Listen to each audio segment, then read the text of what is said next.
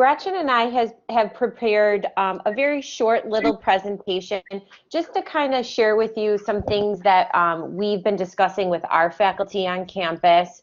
We're taking this information directly from our faculty book club book. It's by Erin Johnson, and I could never remember the name of the book title because it's so long. Hold on, let me find it. It's called Online Strategies. Yeah. Strategies for a Successful Semester. Exactly. Okay. And so we presented this a couple times now to a bunch of different groups on campus. And just for time purposes, we are not going to be using what we usually do, which is this Pear Deck add-on to our Google Slides, which are these interactive slides that our students really find helpful when we're kind of presenting lectures, but we will want to just have like a little bit of discussion with you guys about some of the topics. So go ahead, Gretchen, let me click through. Good, thank you. So, one of the things that we do know with interactive with our students when we're teaching online is that, studies have shown that to engage your students, we need them to actually participate. So what we'd like you to do to participate, if I could have seen you, I would have asked you to just hold up your fingers. Or we could do a poll too. Yeah, so it was, we're going to do a real quick poll using your, are you typing it in? Yep. Doing the poll feature, but you could also have your students, if you could see them all and you ask them a question, they could hold up their finger. If this was with Pear Deck, they'd be able to do a poll as well. We'll just be doing a poll through Blackboard, and Angela's putting that together right now. So what we want to know is, what is your comfort level with online engagement? Do you feel that you're an expert? Do you feel you're satisfactory, that you're pretty good at it? Or do you feel that you need more practice?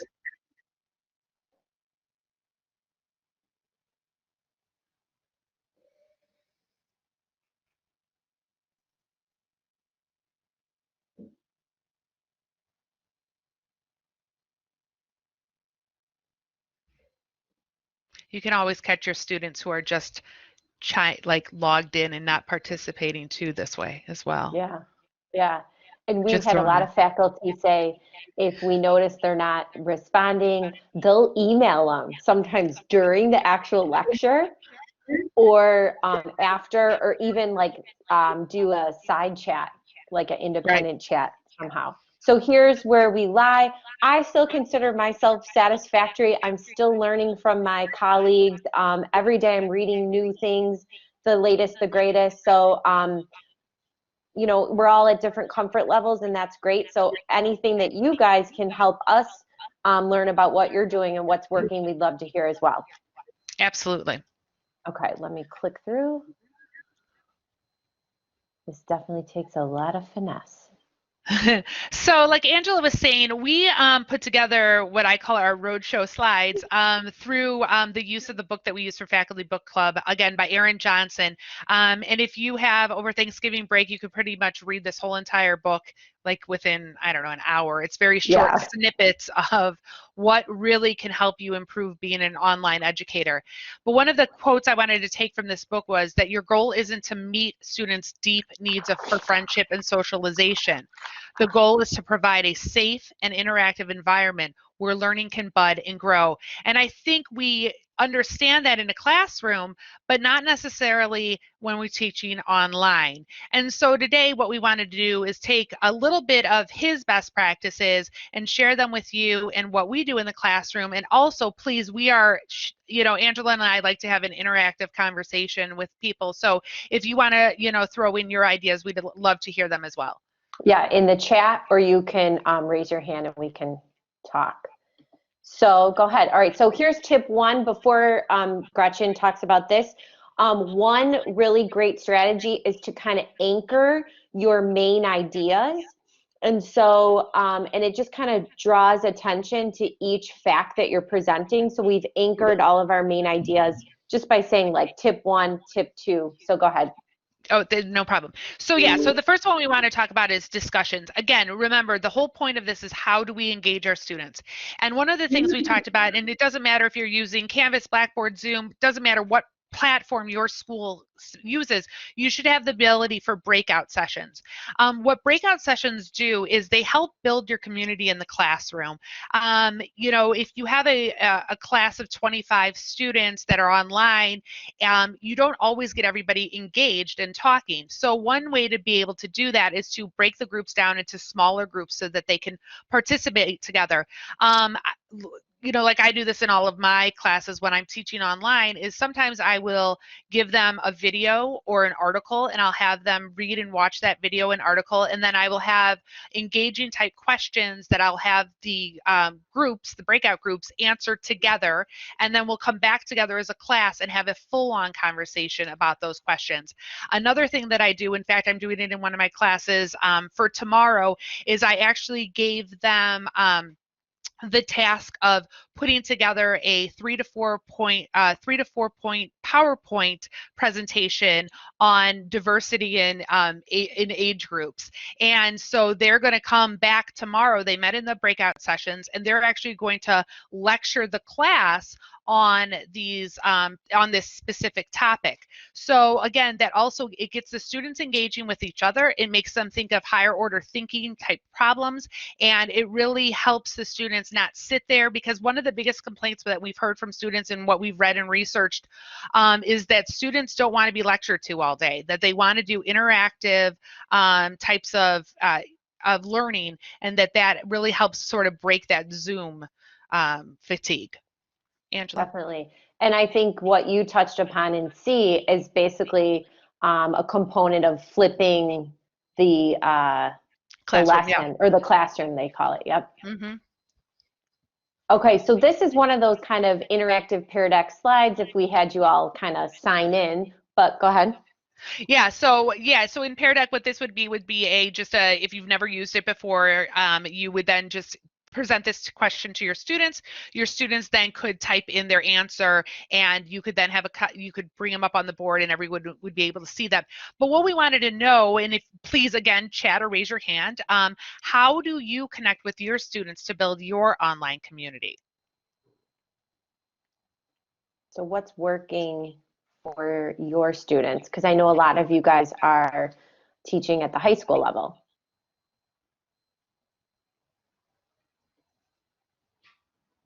And I'm totally cool with the uncomfortable silence. Thank you, Jill. Mm-hmm. We are, at least in my my dual credit course, the breakout rooms with friends. I think it's helping a lot. I use Pear Deck as a review. They seem to like that more than when it's the direct content, but they like the interactive to try to beat one another out for the competitiveness sometimes. But grouping seems to make a big difference. If we pair them with their friends, then they seem to interact more and then come back and talk more in the regular class. I like that. I do too. Because I'm always doing random, and you know, maybe it is, especially for high schoolers, it makes them feel more comfortable, like you said. Well, I was just going to say, I have a high schooler, and when my daughter and all of her friends are over together on the weekends and we talk about school, and they're remote, they go to RB, and I don't know if anybody from RB is on here, but that's one of the things that they say, is that that's what they miss the most about not being in school, is the fact of seeing their friends. And I think that, Jill, that's awesome that you do that, because it does give them that social outlet as well that I think the students need. So that's great. Jackie said, would you rather questions for the first 5 minutes of class? Yeah, I think that's really great too. I've heard that when I've been at home hearing my kids too. I've heard teachers doing the would you rather questions, and I think again it's a great icebreaker for them to start their day in that class. I think those are great ideas. And it looks like Stephanie's also using Pear Deck as well, so I'm glad you guys are familiar with that. And then Steve said every class opens with a check-in on how they're doing, independent of content. I too am comfortable with the uncomfortable silence. It works. It totally works. It totally and there's works. Another little trick that we have in a couple slides that kind of, kind of explain the same thing or back up that technique, I guess. Should I go to the next one? Yeah.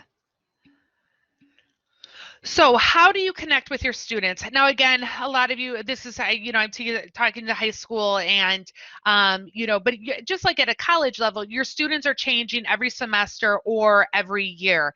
So building that community again in your classroom, we talk a lot about that in the online environment, is can you name one fact about each of your students to help connect with them? That I think is really important for you to be able to understand, if Billy is playing on the football team or, Jacqueline is playing softball, like, do you know those types of things about them? Are there kids in your class? Is Betsy going to work every day after school, or is she working in the morning and that's why she comes? Well, actually, I'm thinking of swimmers. Are they swimming in the morning and then they're coming to class a little tired? Do you know that about your students?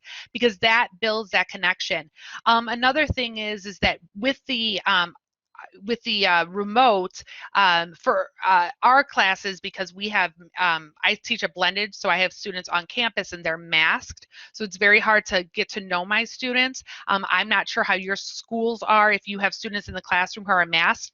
So one of the things to also build your community is to actually have pictures in their roster, or like I even noticed when I look right here is not a lot of you have pictures in your Blackboard, so if you're a faculty for Triton, you should have a picture in your Blackboard so that when you're not on video, we can at least see what your face looks like. So again, that's building that community.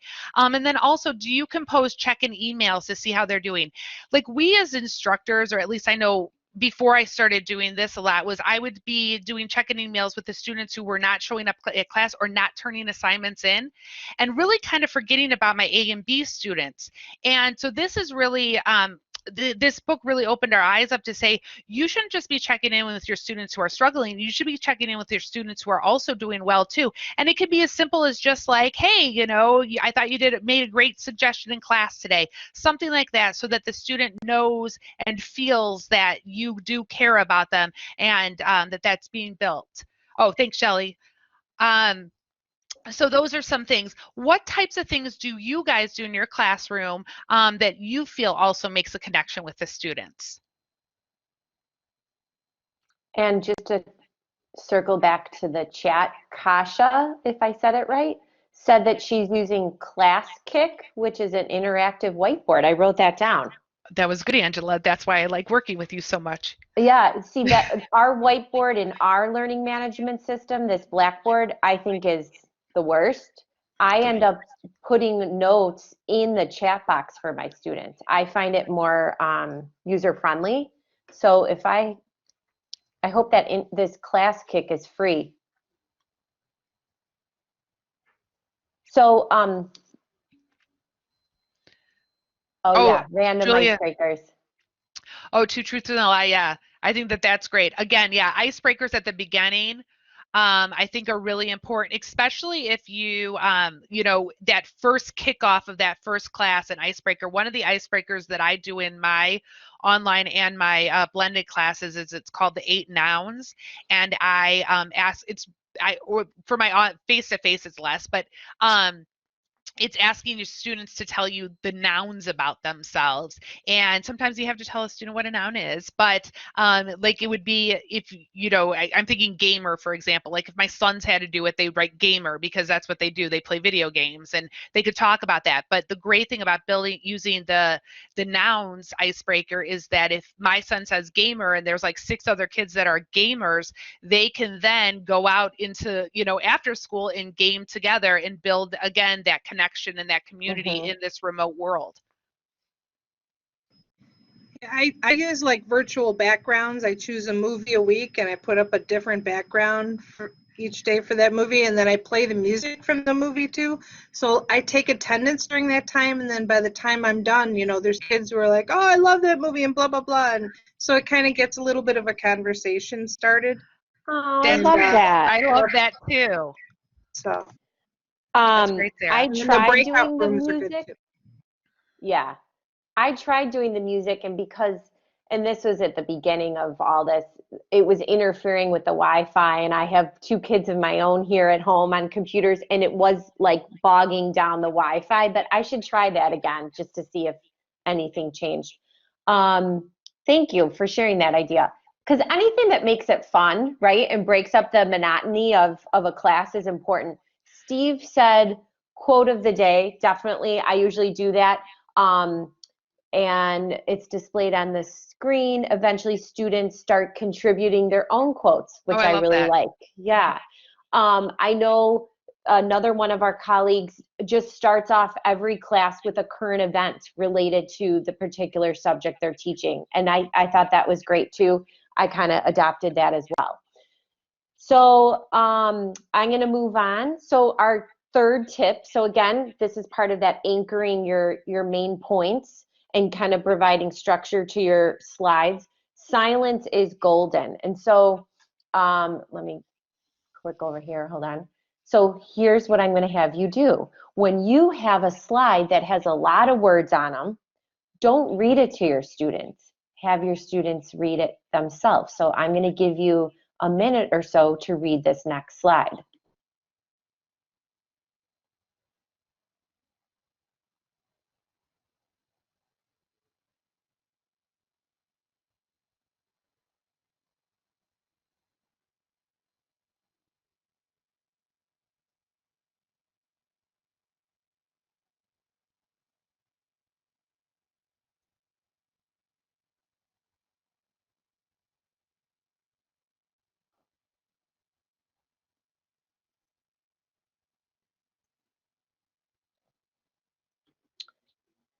So again, depending on your student population, you could have them, you know, put thumbs up saying they've finished reading.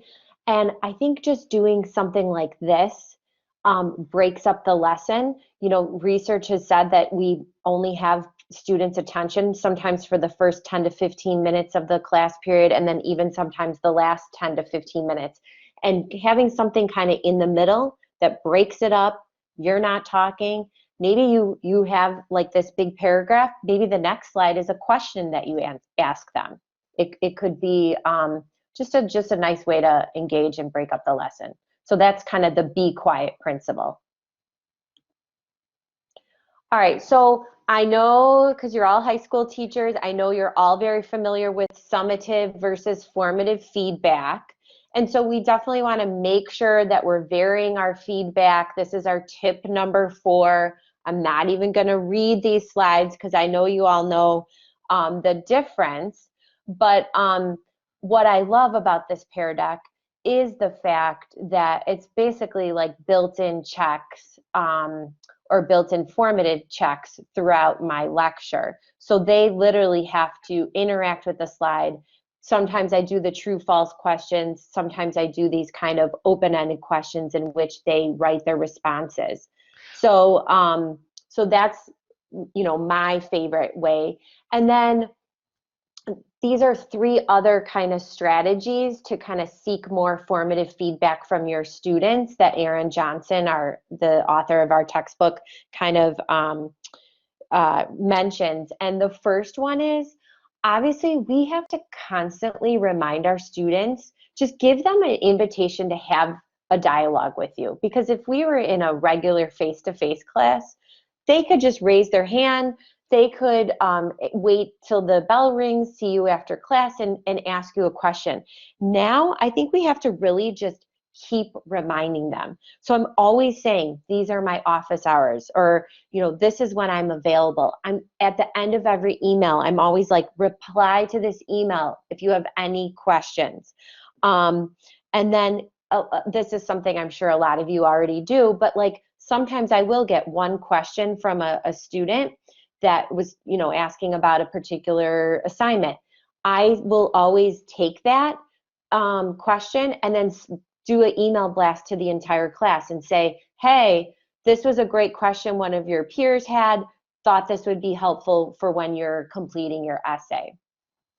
The second thing that I had never thought about doing before, especially because we're ERL now, is setting up an all-class paper discussion forum. So again, this is a nice way for the students to interact online while they're getting ready to write an essay. So basically what you do is, if you have a discussion board in your learning management system, you would set up a specific board that says questions for the persuasive essay. And then students can kind of interact with one another about any questions they have. You could even set it up so you did a peer review. You could make it a mandatory thing even during class, where they would share their papers with one another and give each other feedback on their papers before they turn in a final submission. So I thought that was neat. And Angela, I wanted to also just jump in on this really quick, because I learned something yesterday from another instructor. What she does for this setup of all class paper is she actually uses, if you have they use a wiki. So they'll ask the question and then they'll build off a wiki, and they sometimes do it throughout the semester. So I thought that was another great, like if you didn't have a discussion board or didn't want to use a discussion board or wanted to make it even easier for your students to access, they could do it through a wiki page as well. So I thought that was great. I like that. And then some instructors even do like a FAQ, like a frequently asked questions for a particular assignment. So then again, that avoids any extra questions that students might have or bombard you with during or after class. And then 3, this is interesting, what they meant by ask students for the feedback they need. While they're writing the paper, at the end of the paper, they would ask questions at the end of the final paper that would help kind of guide the conversation when you're giving that student feedback. So they might say, hey, was my thesis, written correctly? I wasn't sure, blah, blah, blah. And that would help guide the conversation. And again, that feedback, which I think is, because sometimes, like as an instructor, I'm not always sure, I follow a rubric for sure. But sometimes I'm like, I don't know, what else I can say about their essay. So are there any formative assessments other than what we kind of mentioned that you're doing that's working? I know some of you said you are using Pear Deck. I know a favorite is always Kahoot. Anyone else Quizlet. have anything? Pardon? Quizlet, Kahoot. Oh, yeah. And then there's quizzes too. Oh, Slack. Oh, quizzes. Yeah. Oh, what's that? Wait, what's that? Quizizz. It's just like Quizlet, but Okay. I put a lot of pictures in, so it lets me do that. Yes, I that's just like like the what's that other one called? Ed Puzzle? Is it kind of like Ed Puzzle? Yeah, a little bit, yeah. Okay. And Slack. Oh, go ahead. I admit I use a lot of Google Forms because I'll put 2 or 3 feedback kind of questions in order to direct their thinking, and then I'll put them in breakout groups of like 3 or 4, and they'll fill out the Google Forms, and then I'll come back and show all the responses, and then I use the chat box, and everybody's got to respond at least once, and we have a discussion about what people said about the feedback, so we can get like small group and then large group kind of interaction with it. And that way I know who's participating and who's not as well. So. Right.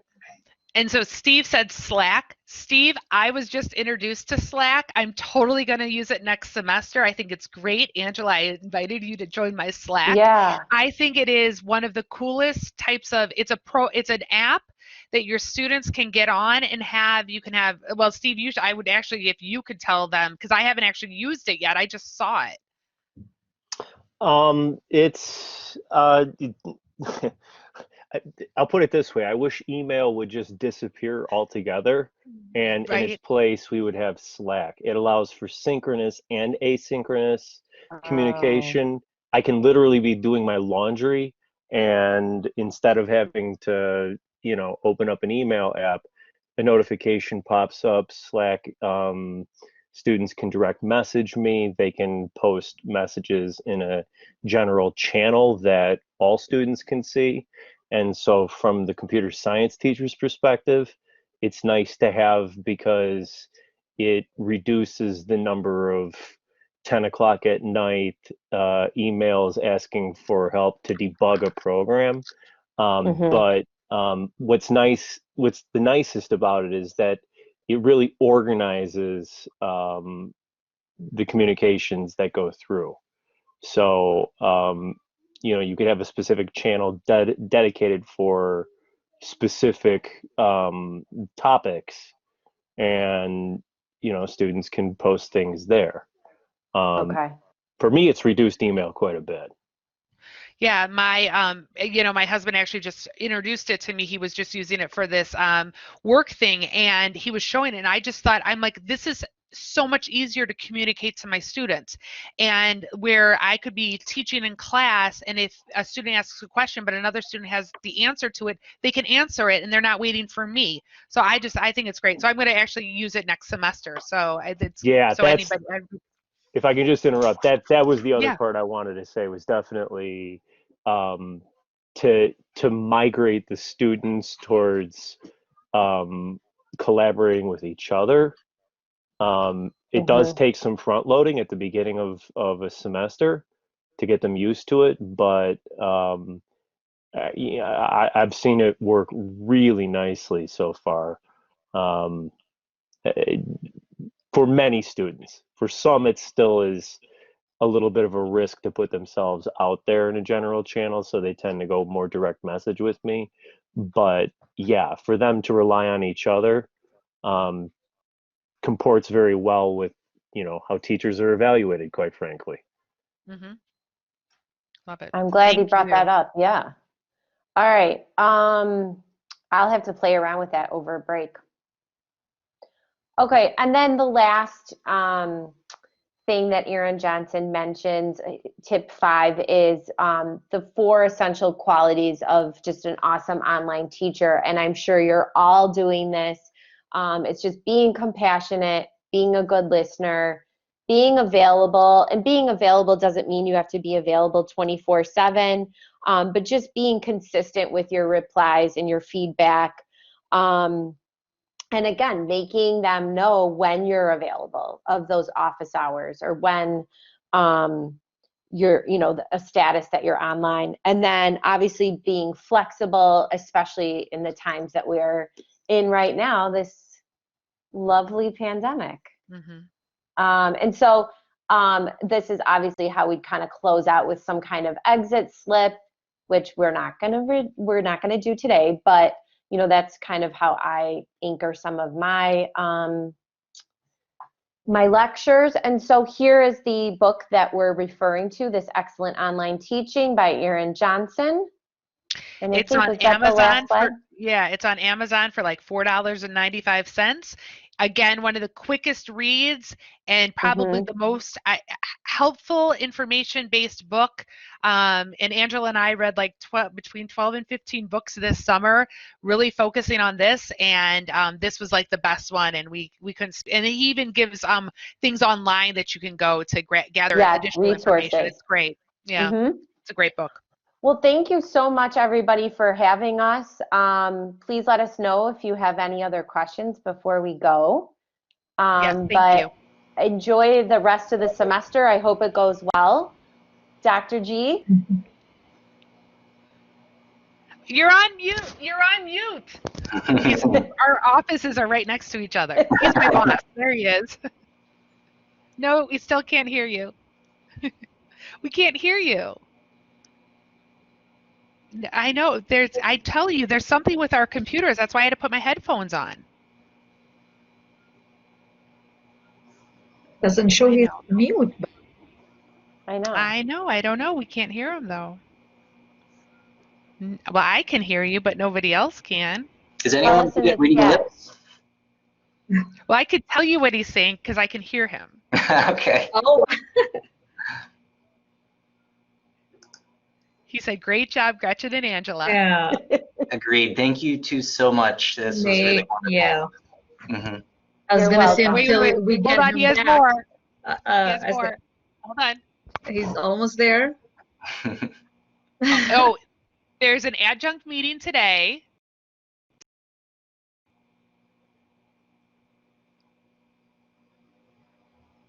Oh, Hold he's on, I gonna think he's come coming over in now. here. Oh my God, this is hilarious.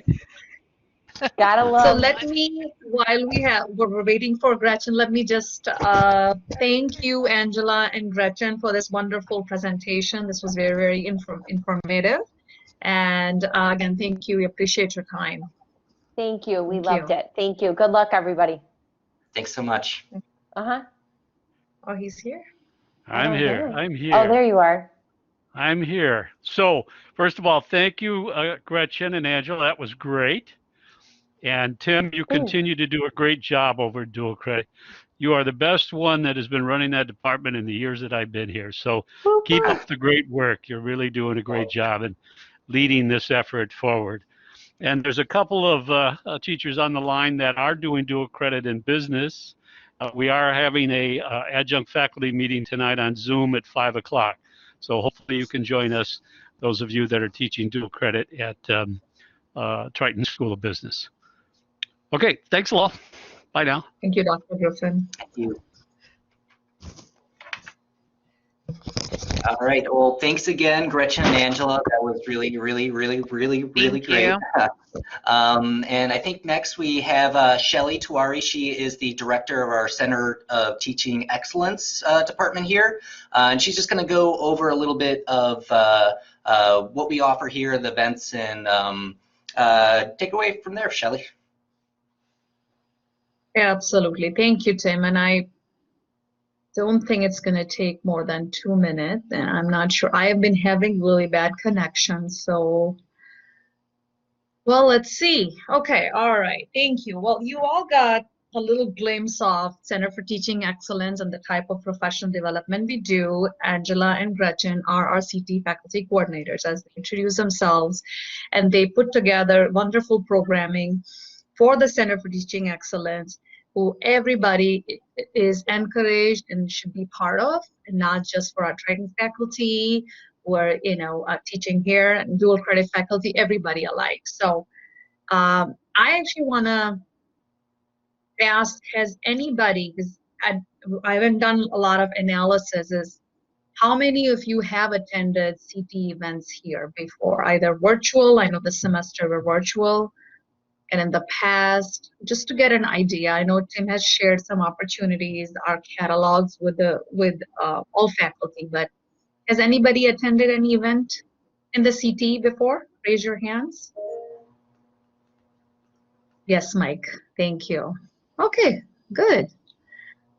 Okay, so we're trying to really have more participation. I think this was a really good idea, and we were, Tim and I will be looking forward to get your survey out and what else you would like to do and would like to see. But CT, Center for Teaching Excellence, as I just said, it's for everybody. It's a space and a platform for all faculty to come together and share their best practices, such as the topic you heard today, online and retention strategies. And we do have a physical space. We're not utilizing right now. We're not going to be using in spring, so we're all virtual right now. And the collaborate room that you're in today is really the virtual room we're using this semester to host all our workshops. So everything is all online. So again, I know it's November, but I would encourage you to join our workshops. We'll be making sure that the word gets out to you, that you know about our workshop. Just real quick, CT staff, I oversee the Center for Teaching Excellence, and then we have an assistant coordinator. And then the faculty coordinators are, again, the brain behind the programming, really great job with the topics. And then also under our Center for Teaching Excellence is also online course design, instructional design. So we also have an instructional designer. So let me just take just a couple of moments, and this is our the actual space, physical space for Center for Teaching Excellence. I'm actually going to go over the registration for CT events in the next slide. So I don't think I have to sell this to you. I think continuous improvement and teaching and learning is something that everybody should be striving for. Why come to Center for Teaching Excellence? It's an opportunity for robust professional development and training. many times facilitated by our own Triton faculty. Again, we saw great examples today.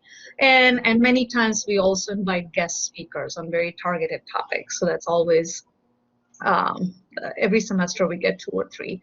It's a convenient place to get connected to peers and reflect on teaching and learning, promising practices, free services. I know it's a little bit of drive for you because you're not necessarily teaching in our premises, but again, consider. And you know what, one of the things I was sharing with our faculty coordinators is it's really being virtual really opens our ideas for providing this kind of workshops. And I'm thinking, well, why not? We always keep some sort of virtual formats because again, it's easy accessibility for faculty. So we'll keep that in mind so you can join workshops as much as possible virtually.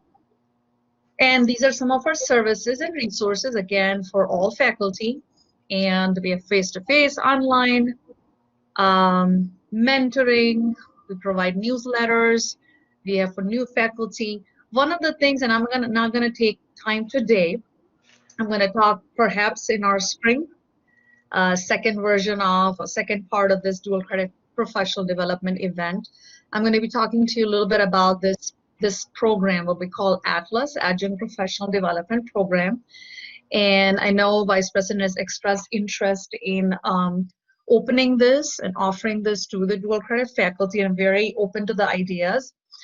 We are not offering it in fall. All our efforts have been in really focusing on online teaching and support, but we're going to be restarting in either in summer or fall. And I would like to again see about your interest and how we can get you all involved in that. So perhaps in our spring event, we can go a little bit more details about what the program entails. So let me just quickly close out with just showing you again, I'm thinking that you all have access to our portal. Is that correct? The Triton Portal. Sometimes I get a little confused, like, can they, Correct. Would you raise your hands? Yeah, they all have access to the portal, and that's where they enter in midterm and final grades. Okay, perfect. So you probably know how to register for, or let me just see if I can quickly get out of this. And let me see, stop sharing that. And that will be my last, because I know Tim has some activities.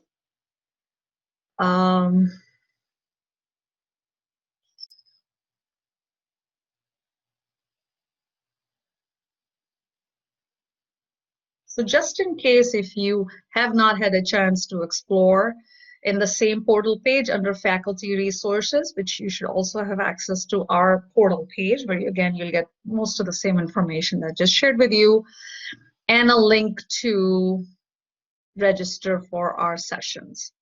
And so just like it shows my name, it would show your name. And again, you can see list. Right now we're wrapping up our semester, so we've only a few things left, but we'll be populating it with our spring events. So again, I encourage you to check it out. And please participate and let us know your feedback on what else you would like to us to offer and how else we can improve. So any questions? Oops.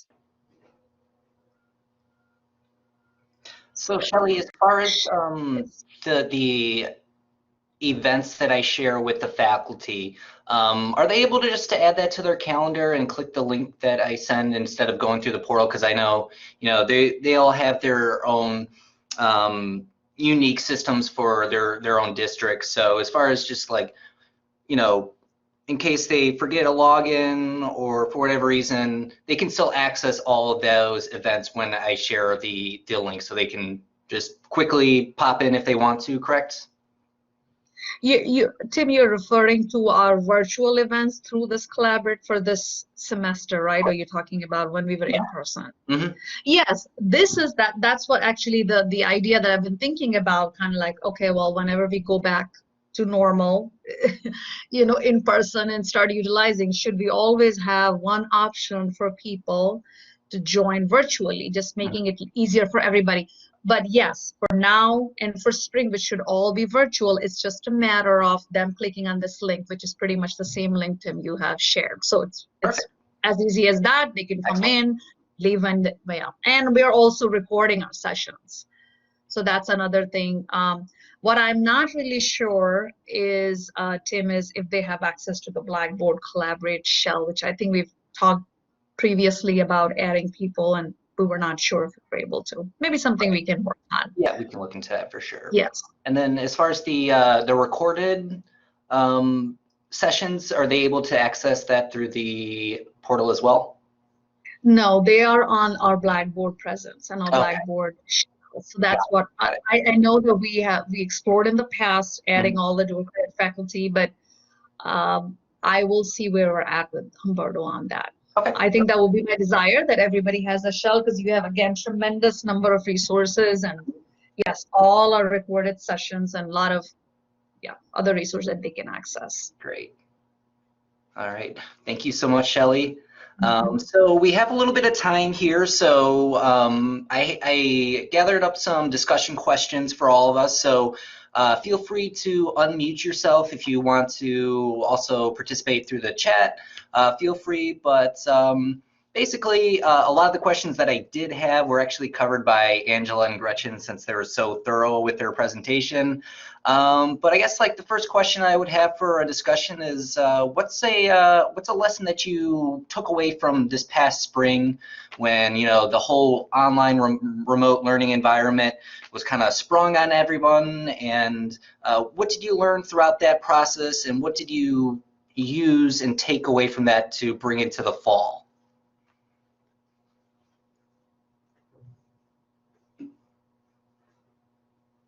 Accept imperfection. Agreed. There is nothing perfect in this world, and we all need to accept that and work together. But as far as what you've learned in teaching remotely, do you think that there's anything that you will bring forward into an in-person classroom now that we've all been exposed to a lot of different platforms and a lot of different techniques and strategies? Is there any benefit that you've seen from online learning that you could also integrate further down the road in an in-person classroom?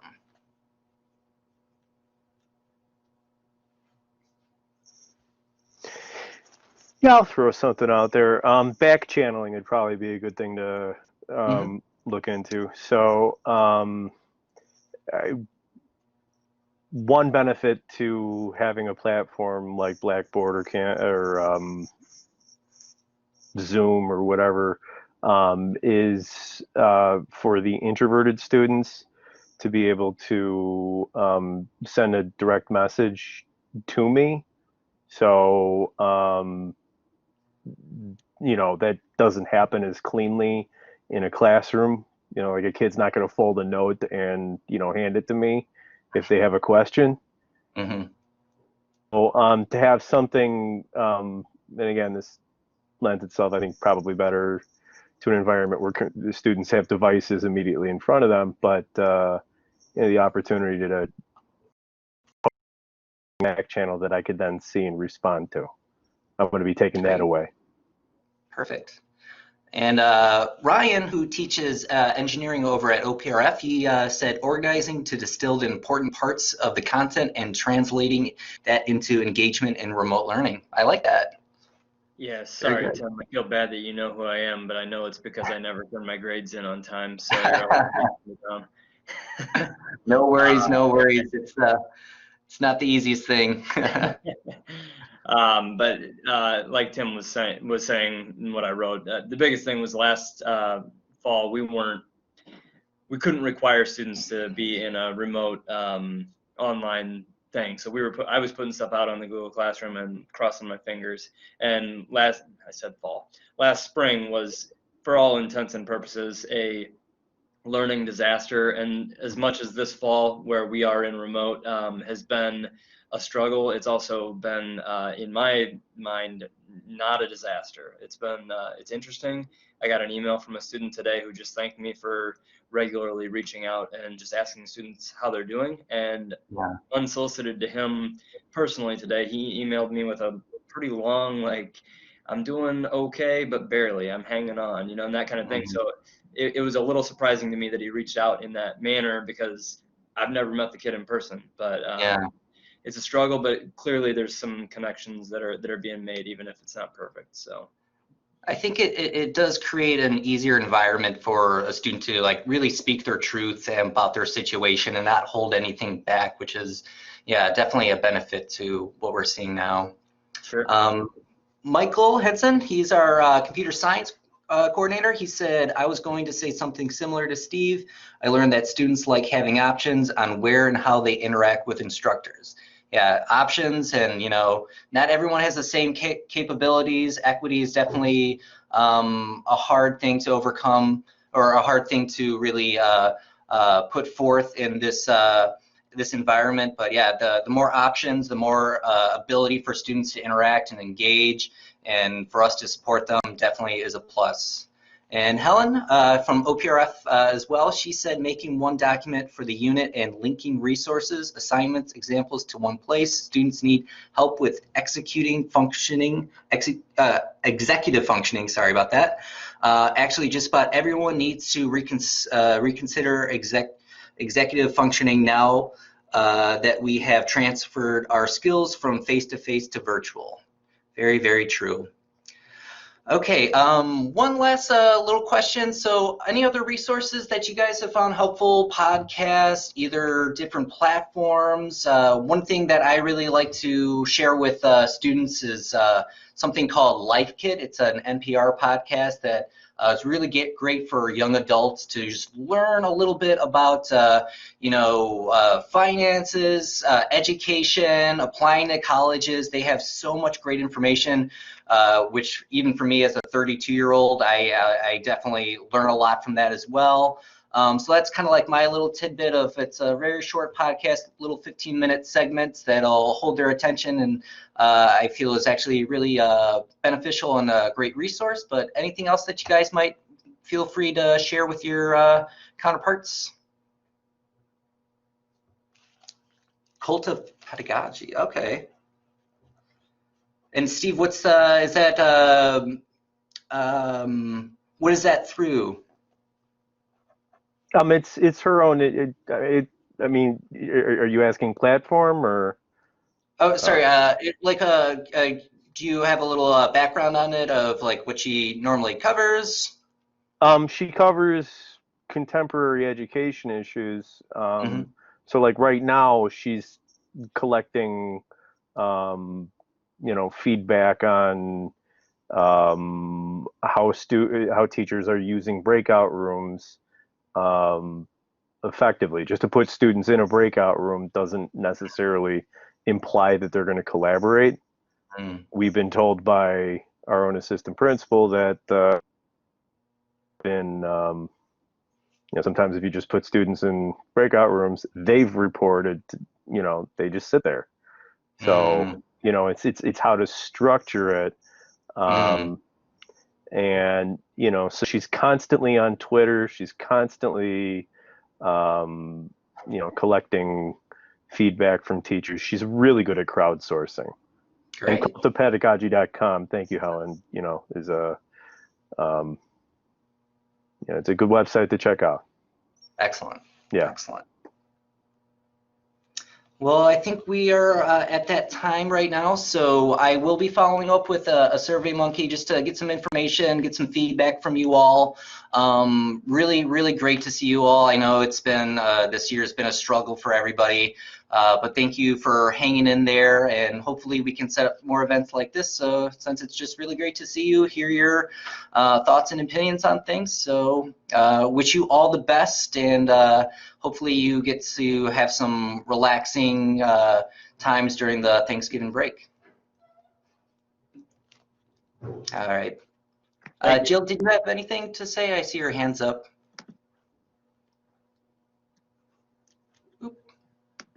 I walked away for a moment.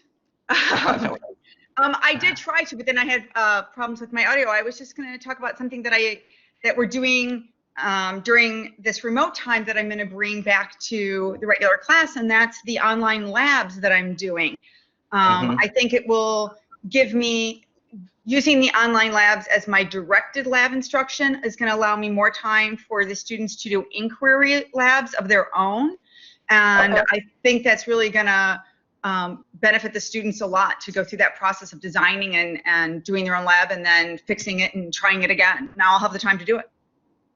Yeah, much more access for the students, I would imagine, with that. Yeah. All right.